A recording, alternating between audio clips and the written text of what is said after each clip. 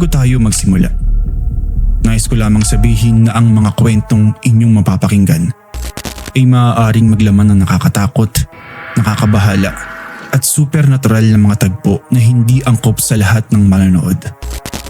Ang ilan sa mga salaysay ay maaaring hango sa katanghisip, paniniwala at karanasan para sa layunin ng libangan. Kung mahina ang iyong loob o nakikinig ka na mag-isa sa kalaliman ng gabi, maaaring ito na ang huling pagkakataon mong umatras. Maligayang pagdating sa karimlan ng lagim.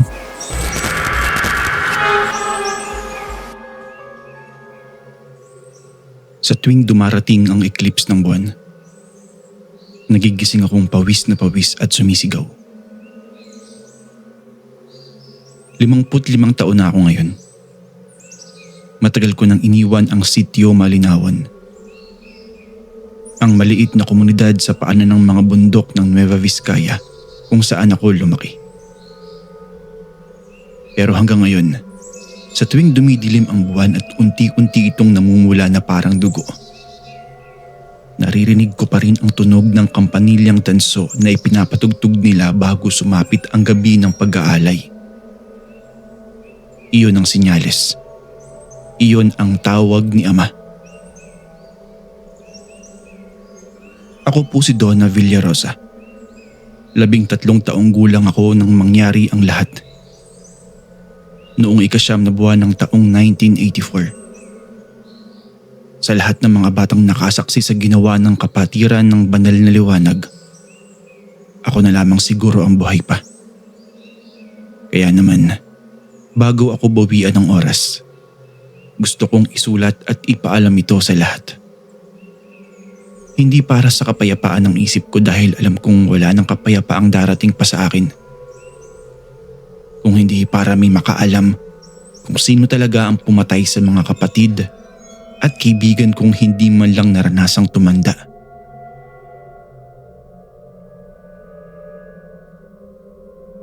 Bago pa dumating si Ama, tahimik na buhay ang meron kami sa Malinawan. Nasa 30 hanggang 50 siguro ang pamilya na nandoon. Nakatira sa paligid ng isang lumang kapilyang bato. Umaasa ang lahat sa palayan at sa mga hayop naming inaalagaan. Naaalala ko pa ang amoy ng lupang basa pagkatapos ng ulan. Ang tunog ng mga tutubi sa gilid ng ilog. Ang mga gabing nakaupo kami sa harap ng bahay habang nagkukwentuhan ang mga matatanda tungkol sa mga aswang at engkanto sa gubat. Mga kwentong nakakatakot. Oo, pero ligtas na takot. Uri ng takot na mayroong hangganan. Nagbago ang lahat ng yun. Noong 3 taong sunod-sunod na walang ulan ang dumalaw sa aming lugar. Namatay ang mga pananim. Nagkasakit ang mga hayop. May mga sanggol na namatay sa lagnat na walang pangalan. Tapos yung mga matanda ay madaling namamatay dahil sa pagkakaroon ng matinding sakit. Wala kaming pambili ng gamot dahil wala na ring pambili ng bigas. Sinabi ng mga nakakatanda na parusa ito mula sa Diyos. Dahil sa mga kasalanan namin, kailangan naming humingi ng tawad. At doon, sa gitna ng gutom at pagkatakot, dumating ang isang dayuhan. Ang isang estranghero. Dumating si Ama. Para siyang sagot sa panalangin ng mga desperado noon. Hindi ko na maalala kung saan siya talaga nanggaling. May mga nagsasabing mula siya sa Ilocos. May nagsasabi namang taga Visayas siya at mayroong nagsasabi pa ngang wala siyang pinanggalingan dahil bigla na lamang siyang lumitaw sa daan patungong bundok. Ang tanging tiyak lamang noon ay isang gabi ng Setyembre. Lumitaw siya sa gitna ng aming sityo. Nakasuot siya ng puting damit na malinis kahit maalikabok ang buong daan. Hawak-hawak niya ang isang itim na estatwa na kasinlaki ng kamay ng isang lalaki. At ito ang tinatawag niyang Puon. Sinabi niyang ipinadala siya ng amang tunay na may likha para iligtas kami sa parusang paparating. Dahil daw sinasamba namin ang isang maling santo, mga ribultong ipinagbili lamang sa amin ng banyaga noong unang panahon kaya kami pinaparusahan. Sinabi niyang ang tunay na Diyos ay hindi nasisiyahan sa mga estatwang gawa sa yeso at pintura, kung hindi sa isang bagay na buhay, sa dugo ng mga taong walang bahid ng kasalanan. Naaalala ko pa ang boses niya noon. Mahina, halos bulong, pero paano bang naririnig siya ng lahat kahit nasa likod ka ng grupo? Parang mayroong kakaibang bigat ang bawat salitang binibitawan niya na talaga namang tumatatak sa dibdib mo kahit ayaw mong pakinggan. Pero alam niyo ba, simula nang dumating siya, nagkaroon naman ng sunod-sunod na himala sa amin noon. Sa hindi maipaliwanag ang dahilan, nagkaroon ng ulan sa unang buwan na halos 3 taon na naming hindi nararanasan, kaya naging maganda ang takbo at ani namin sa aming mga pananim. Napagaling din niya ang ilan sa mga matatandang may sakit noon sa pamamagitan ng tinatawag niyang panggamot na binigay daw ni Puon. At higit sa lahat, naiwasang mamatay ang mga sanggol. Sa loob lamang ng ilang buwan, halos lahat ng pamilya sa Malingawon ay naging kasapi ng tinatawag niyang kapatiran ng banal na liwanag. Dahil nga ito sa sunod-sunod na himala na nagawa niya. At kasama na nga sa mga naging kasapi ay ang mga magulang ko. Dahil sa pagbabago ng opisyal na relihiyon sa amin, binago na rin nila ang lumang kapilya ng sityo. Tinanggal nila ang mga santo. Sinunog ang mga larawan ni Kristo sa harap ng lahat habang umiiyak ang mga matatandang hindi pa lubos na naniniwala sa mga turo ni Ama. At sa lugar na ito, inilagay ang itim na puon sa ibabaw ng isang altar na bato na dinala nila mula sa bundok. Doon ko unang nakita ang mukha nito. Isang mukhang walang mata. May bibig na nakangisi mula sa kanang tenga hanggang sa kaliwang tenga. At kung tititigan mo ng matagal ito, para mong nakikita na humihinga ito na parang may dibdib itong bahagyang tumataas at bumababa sa ilalim ng anino ng mga kandila. Inuumpisahan namin lahat ng araw sa panalangin sa itim na puon. Aawitin namin ang mga kantang itinuro ni Ama. Mga salitang hindi ko lubos na maintindihan bilang bata. Halong Latin, halong lumang Tagalog, at halong mga tunog na parang hindi galing sa dila ng tao. Sasabihin sa amin na kapag mali ang pagbigkas, magagalit ang puon. Kaya kahit hindi namin naiintindihan, kinabisado namin ito ng buo, tulad ng pagkabisa namin sa mga inaaral naming subject sa eskwelahan. Masaya akong isipin na simple lang ang lahat noon. Panalangin, pag-aayuno, at prosesyon sa ilalim ng bilog na buwan. Pero mayroon palang bahagi ng pananampalataya nila na hindi nila ipinapakita sa mga bagong kasapi.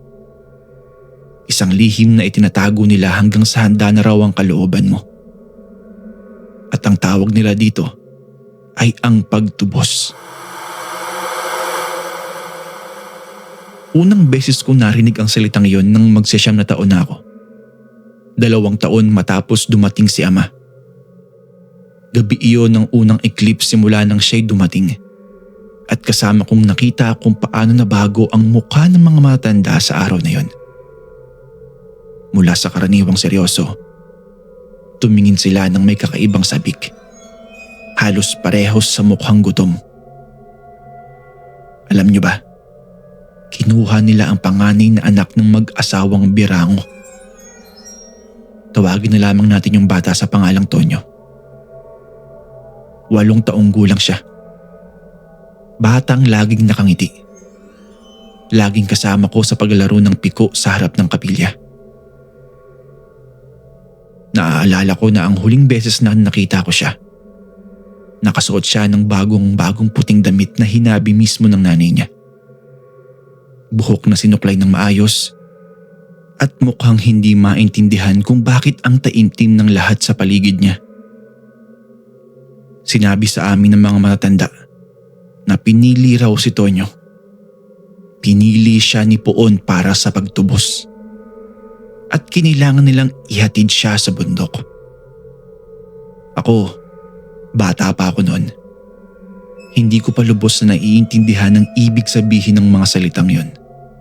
Naisip ko na malaking karangalan ng mapili para sa pagtutubos. Dahil ganoon ang paraan ng pagkasabi sa amin ng mga nakakatanda eh. Mapalad si Tonyo. Sabi ng nanay ko habang nakatingin sa kawalan. Kamay niya'y bahagyang nanginginig habang hinihimas ang aking ulo. Siya ang pinili. Malaking grasya yun, anak.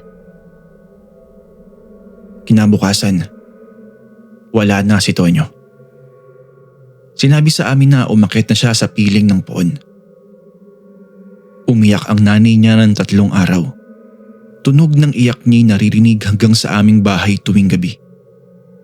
Pero pagkatapos noon, ngumingiti na rin siyang parang walang nangyari sa anak niya. Na para bang binura ng kapatiran ang kanyang pagdadalamhati sa pamamagitan ng ilang salita at panalangin. Sumunod naman kay Tonyo ay ang nag-iisang anak ni Mang Kokoy. Patay na ang asawa ni Mang Kokoy kaya tanging ang anak lang niyang si Linda ang kasakasama niya sa buhay. Pero ganoon din.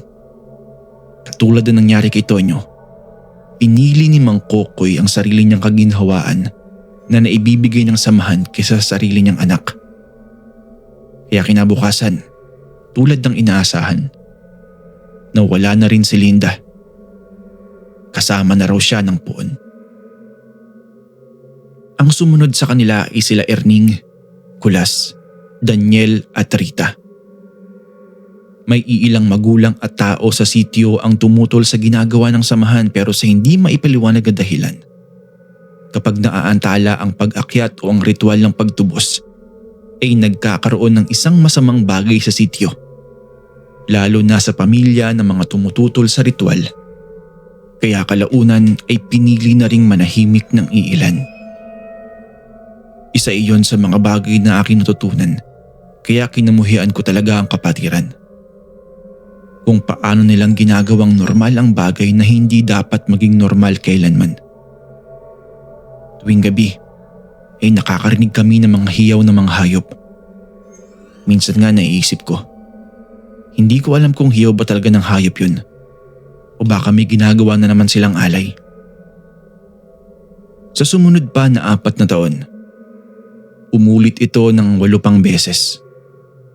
Tuwing may eclipse ng buwan o dugong buwan ang tawag nila rito dahil sa kulay pula ng buwan sa gabing yun. May isang bata sa sitio ang pinipili. Palaging pinakabata sa pamilya. Palaging wala pang 10 taon. Palaging masaya raw ang pamilyang napili kahit alam ng lahat na sa ilalim ng ngiting ipinipilit nila ay hindi na nila muling makikita pa ang kahit sinong batang inihatid nila sa bundok. Hindi ko alam noon kung paano sila pinipili. Ngayong matanda na ako, alam kong hindi ito basta-basta lamang. Mayroon po silang tinatawag na aklat ng pagtubos. Isang lumang kwaderno na balot ng katad na kung saan isinusulat ni Ama ang petsa ng kapanganakan ng bawat bata sa sitio. Pati na rin ang oras, ang posisyon ng buwan sa gabing yun, at kahit direksyon ng hangin ay nakasaad doon. Sinasabing binibilang niya ang tinatawag niyang banal na numero. Isang kombinasyong tanging siya lamang ang nakakaunawa para matukoy kung sino ang batang mayroong pinakadalisay na dugo sa panahong yon. Wala kaming pakialam kung papaano dahil ang mahalaga sa amin noon, hindi kami ang mapipili. Ganoon ang katakawan ng takot. Pinipili mo na lang isipin ang sarili mong kaligtasan kahit alam mong may ibang bata na mawawala ng buhay para roon. Hanggang sa dumating ang gabi nang kami na ang pinili. Ako po ay may isang kapatid na lalaki. Si Bino. 7 taong gulang at siya ang bunso sa amin. Mahilig siyang manghuli ng tutubi sa gilid ng ilog. Laging tumatakbo kapag may nakikita siyang kumpol ng mga ibon na umaawit sa umaga. Laging humihingi ng buko sa akin kapag natutulog ang mga magulang namin. At laging kasama ko sa kung ano man ang ginagawa ko sa buhay. Isa siya sa mga taong hindi ko aakalaing kayang saktan ng kahit sino. Kahit na ng mga magulang ko. Hanggang sa dumating ang araw ng kinatatakutan ko. Noong gabi ng 9 na buwan ng 1984. May eclipse noon. Umuwi ang tatay ko galing sa kapilya na daladala ang lumang aklat ni ama. Ang mukha niya namumutla na parang bangkay. Ang mga kamay niya nanginginig habang inaayos ang kwelyo ng kanyang damit. Si Bino. Sabi ng nanay ko. Boses na parang nasasakal. Pinili si Bino. Naaalala ko pa hanggang ngayon ang pagbagsak ng plato sa sahig. Ang huni ng kawali na natumba sa kalan. Ang sigaw ng nanay ko na hindi ko na muling naririnig sa kahit sinong tao mula noon. Isang uri ng sigaw na hindi na sigaw ng tao, kung hindi ng hayop na hinuhubaran ng laman. Isang sigaw na kailangan kong takpan ng tenga ko dahil sa sobrang lakas nito. Pero sa kabila ng lahat, walang sino man sa sityong Malinawon ang tumutol. Iyon ang pinaka nakakatakot na bahagi noon, Sir Jax. Hindi ko rin maintindihan kung bakit walang tumutol sa ganoon. Kung bakit hindi tumakbo ang aking mga magulang papunta sa bundok para hilahin pabalik ang bunso nilang anak. Pero ngayong matanda na ako, naiintindihan ko na. Takot silang lahat. At higit sa takot, naniniwala silang totoo ang lahat ng sinasabi ni ama. Naniniwala silang kung hindi ibibigay si Bino, ang buong Malinawon ang parurusahan na mas marami pang batang mamamatay. At ang lupa mismo ang magagalit. Iyon ang gabing nagpasya akong sundan sila. Habang inihahanda nila si Bino, pinaliguan siya ng nanay ko sa tubig na may halong mga dahon na amoy-amoy pang matapang.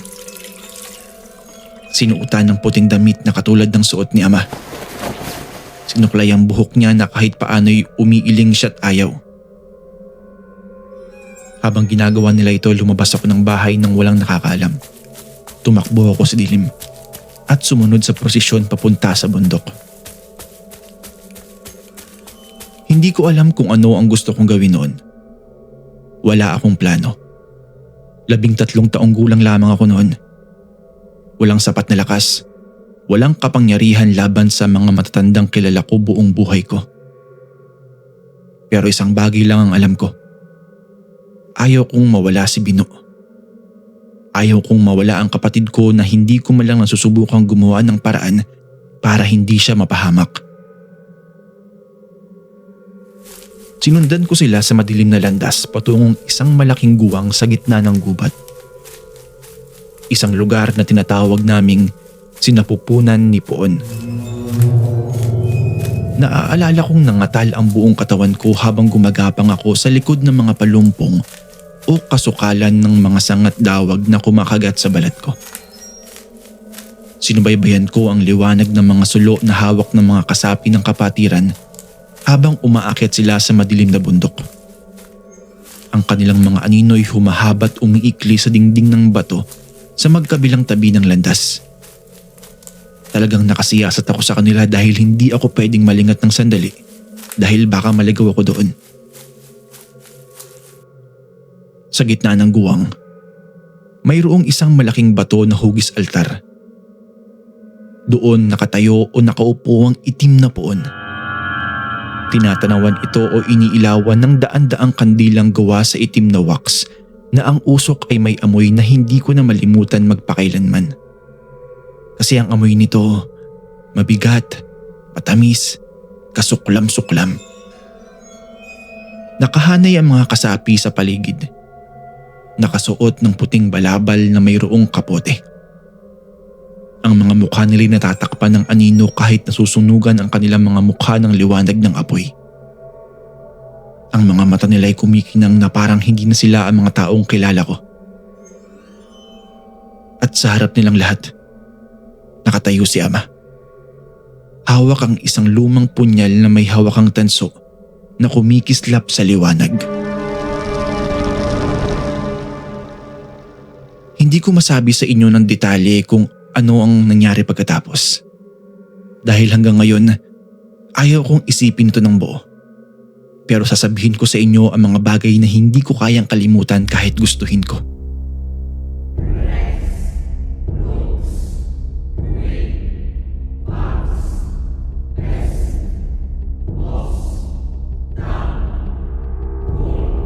Ang tunog ng pag-awit nila, hindi ito malungkot.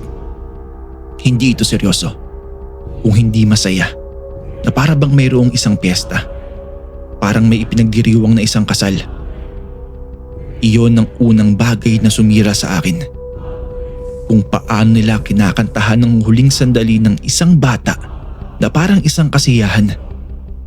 Ang mga boses nila'y sabay-sabay na umaakyat at bumababa sa himig na hindi ko maalala.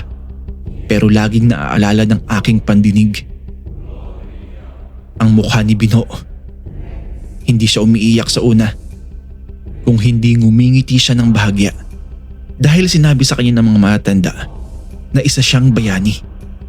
Na makikita na niya si Poon ng harapan. At naniwala ang munti kong kapatid doon. Dahil bata pa lang siya at wala pa siyang kamuwang-muwang sa mundo. Hanggang sa may bahagyang biglang pagbabago sa kanyang mukha. Isang kislap o uri ng pagtataka at pagtatanong na parang bigla siyang nakaramdam ng isang bagay na hindi tama. Kasi nakita niya ang nanay ko. Maging ako ay nakita ko ang itsura ng mga magulang ko. Nakangiti sila na parang handa na silang mawala yung kapatid ko. Ganoon yung ekspresyon ng mukha nila. Tapos may mga luhang tumutulo sa kanilang mga mata. Pero nakakakilabot ang ngiting pinapakawalan nila. Kinuha ng ilan sa mga kapatiran ang kapatid ko at inihiga sa may altar. Ilang sandali lamang, itinali nila ang dalawang kamay at paa nito sa apat na sulok ng altar. Lumapit si Ama sa kapatid ko tapos tumingala sa langit. Sa biglaang pagliwanag ng buwan, mula puti patungong pula. Sa pinakang mataas na punto ng eclipse na para bang gumagalaw ang mismong kalangitan alinsunod sa ritual nila. Doon dahang-dahang hiniwa ni Ama ang ilan sa mga balat ng kapatid ko. Naririnig kong sumisigaw ang kapatid ko dahil sa sakit. Dahil simula sa kanyang balikat pababa sa kanyang mga kamay, hinihiwa ni Ama ang balat nito na para bang humihiwa siya ng balat ng baboy. Nakikita kong sunod-sunod na umiiyak at sumisigaw ang kapatid ko dahil sa sakit na kanyang nararamdaman.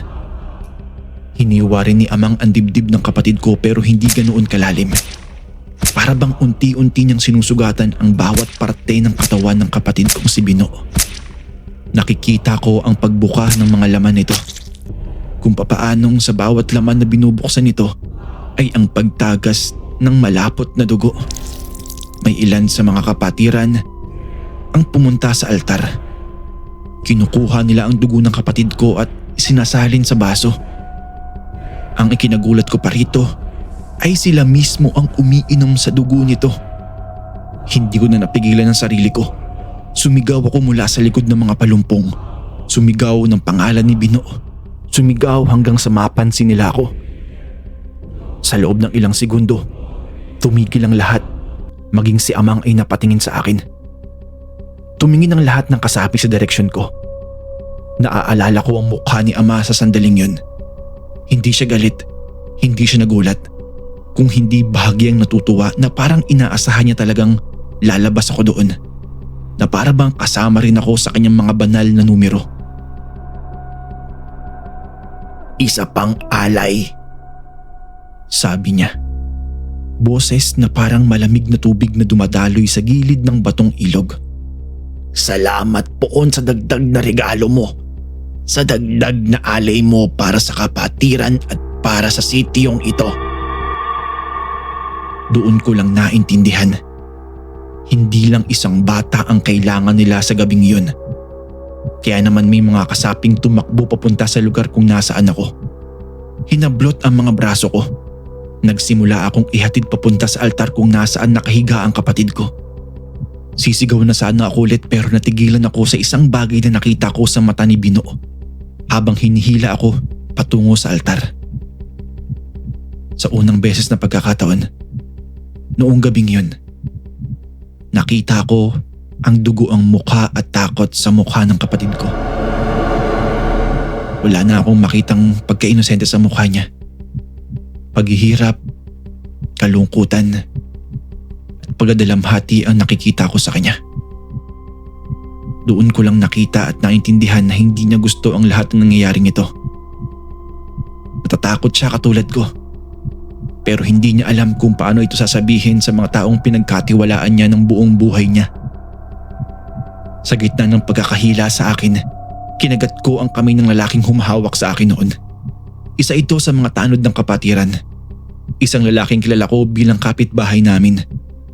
Taong madalas magbigay sa akin ng bulate ng saging noong bata pa ako. At sa sandaling nawalan siya ng hawak dahil sa sakit, tumakbo ako.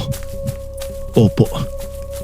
Iniwan ko ang kapatid ko habang humihingi siya ng tulong sa akin na iligtas ko siya. Hindi ko na maalala kung gaano ako katagal tumatakbo. Tumakbo ako sa dilim ng gubat. Walang ilaw, walang gabay maliban sa dating landas na naaalala ko mula sa pagsunod ko sa kanila. Naaalala ko ang mga sanga na sumusugat sa braso ko. Ang mga bato na tumutusok sa mga paa kong nakayapak.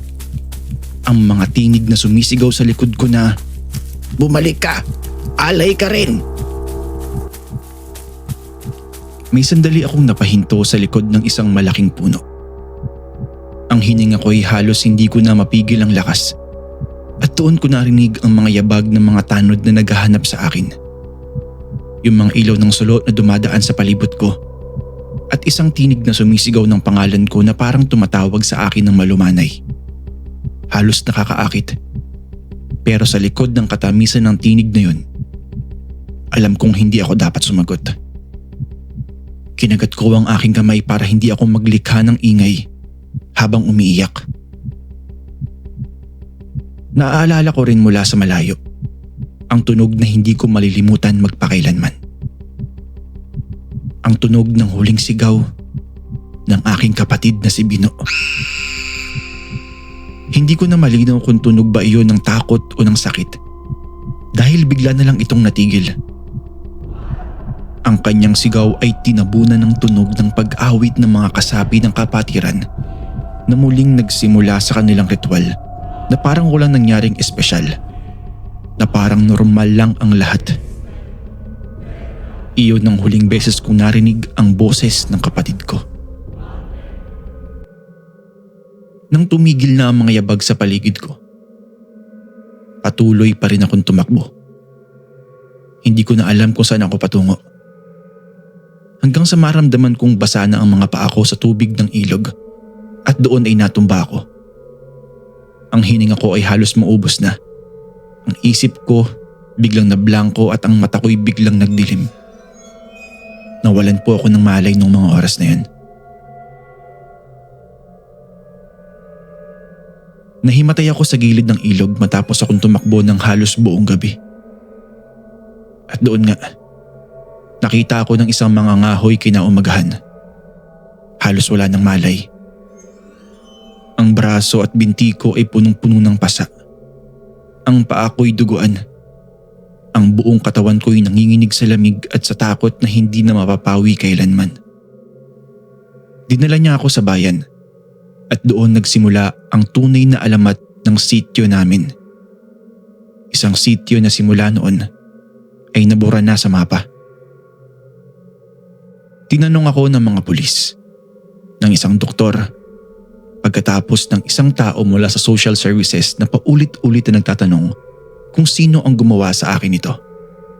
Na para bang inaakala nilang isang bagay na ordinaryo ang aking nasaksihan.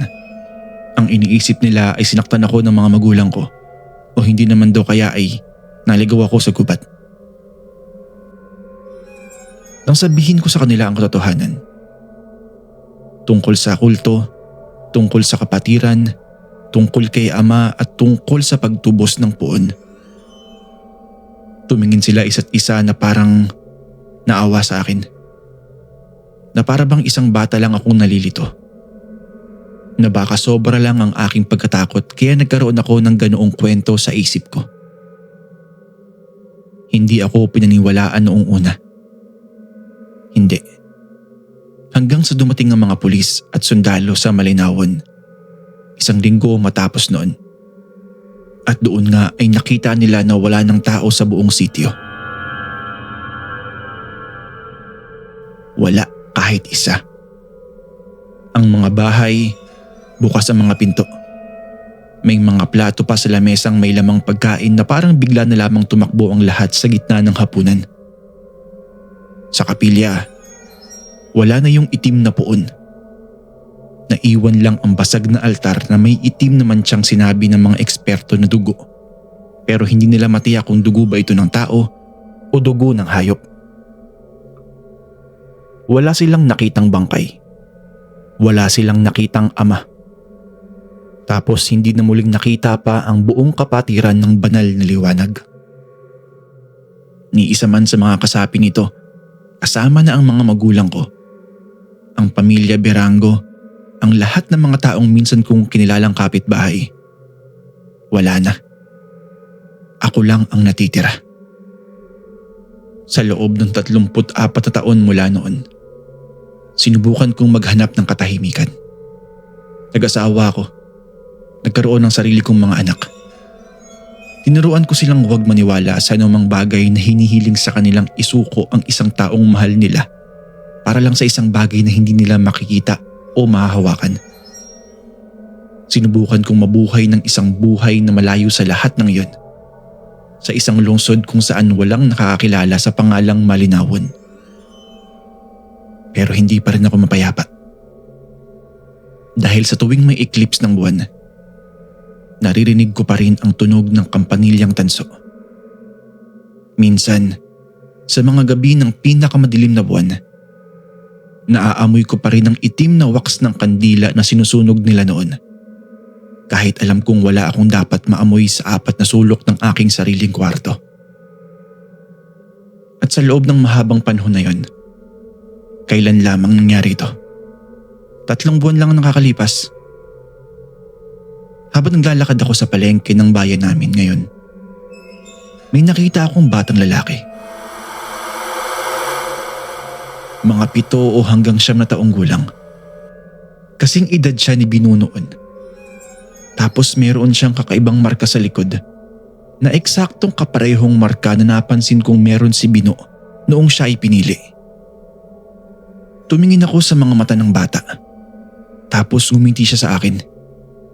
Isang ngiting hindi ko malilimutan magpakailanman dahil pamilyar ito. Pamilyar sa paraan ng pagngiti ng batang naturoang tanggapin ng isang bagay na hindi niya dapat tanggapin. Tapos sa likod niya, may isang lalaki na hindi ko lubos na makita ang mukha. Nakatayo ito sa dilim ng kanto. Nakasuot ng puting damit na naaalikabukan na. Hawak-hawak sa isang kamay ang isang bagay na kasing laki ng palad.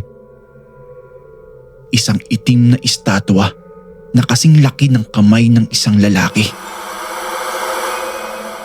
Hindi ko na alam kung anong gagawin ko dahil hindi ako pwedeng magkamali. Dahil ang nakikita kong bagay na nasa palad niya ay ang tinatawag na puon ni Ama. Tapos dumaan ng maraming tao sa aking harapan. At pag-alis ng mga tao, naglaho na rin yung bata at yung lalaki. Hindi ko na alam kung anong gagawin ko. Hindi ko alam kung susundan ko ba sila. Kung dapat ko bang sabihin ito sa mga pulis na alam kong hindi rin naman maniniwala. O kung dapat ko bang hayaan na lamang ang lahat. Dahil marahil, tulad ng sinabi noon ng nanay ko, wala na talagang paraan para tumigil ang pagtubos kapag ito'y nagsimula na. Ang tanging alam ko lamang ay sa gabi ng susunod na eclipse, magpapatunog na naman ang kampanilyang tanso sa isang lugar na hindi ko na alam. At hindi ko na alam kung sino ang susunod na tatawagin para maging alay sa poon.